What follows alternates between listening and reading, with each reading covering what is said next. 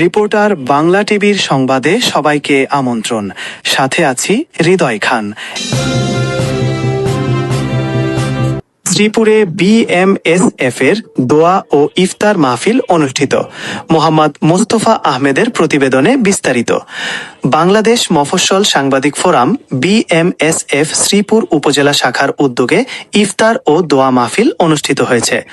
বৃহস্পতিবার 12 মার্চ বৃহস্পতিবার বিকাল 5:30 শ্রীপুর উপজেলার জয়নাবাজার এলাকার তরি চাইনিজ অ্যান্ড বাংলা রেস্টুরেন্টে এই ইফতার মাহফিলের আয়োজন করা হয়।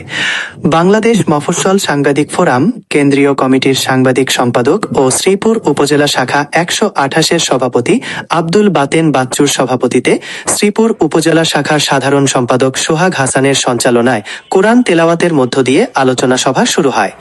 উপস্থিত ছিলেন শ্রীপুর সাংবাদিক সমিতির সভাপতি তাজুল ইসলাম সানি, বিশিষ্ট সমাজসেবক মনিরুজ্জামান সরকার, বিএমএসএফ শ্রীপুর উপজেলা শাখার সাংবাদিক সহ বিভিন্ন প্রিন্ট ও ইলেকট্রনিক্স মিডিয়ার সংবাদকর্মী সহ এলাকাবাসী।